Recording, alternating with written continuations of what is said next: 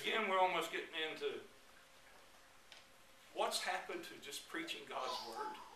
We're trying to become Hollywood. And we're missing the emphasis. And notice most churches do that. They're going to have an Easter egg hunt. Now I want to ask you, let's get off the subject. How many people here today, as a young child, and you went to church, you participated in the Easter egg hunt? That's several of them. Oh, yeah. See, we never had it in our area. See, in our area, it was taught as paganism. Mm-hmm. It was taught that it was the wrong thing to do. There was the worship of the goddess Easter. I was just about as rowdy as any kid, but I didn't participate in it because someone said it was wrong. Usually what you'll find in most churches, when people raise their hands, most of them aren't even members of churches. They don't even attend church. Especially most teenagers.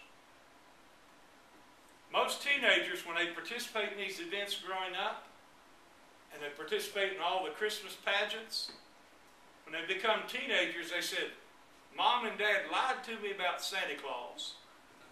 Mom and Dad lied to me about Easter. So everything about going to church must be a lie. And so what happens, most teenagers drop out of church when they're needed the most. These teenagers don't realize they're the next church. If they drop out, 10 years from now, this church is going to be empty. Yep. Right. I'm not trying to put a death sentence on any of us, but most of us adults in here, the biggest part of us 10 years from now, unless God delays, are going to be gone. They're going to be empty places. And we need our teenagers to realize what they need is truth. And I think that we've got an idea that if we put enough programs on, and so every church now tries to outdo another. If you put a gospel sing on, someone's going to put a gospel sing on. You put a revival on, someone's going to put a revival on. You put this play that the independent church at hometown, so they built a Jerusalem scene.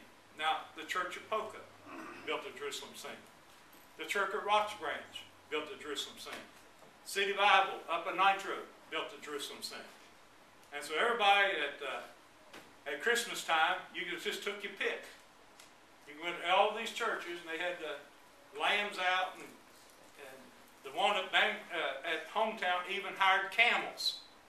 I went to that. So they're trying to see who can outdo the most. And you met King Herod when you went in the gate. And so it's who can put on the most elaborate, who's going to do the most, who's going to build the most buildings, who's going to throw the money. And what's amazing about the church at hometown, it's went through 4 splits I know of. The church at Black Betsy's out of it.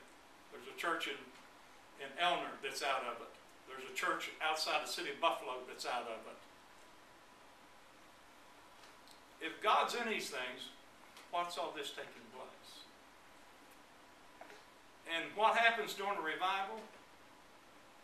The same 20 or 30 people get saved every time they have a revival. Mm-hmm.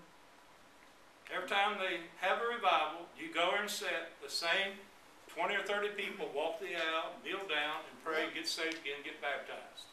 Yep. Those folks on that knows him by name. How many times has God saved a person? Only once. So what's wrong with the teaching in this? There's something wrong in the teaching. You keep telling people they got to get saved over and over and over and over. That's right. And over. Then what happens to people then? Every time they do something wrong, they quit church. Yeah. I done messed up. Can't go back to church now. I done lost again. Well, I'll get off my soapbox. Well, I have just one more. Okay. It's to do with that. Oh, once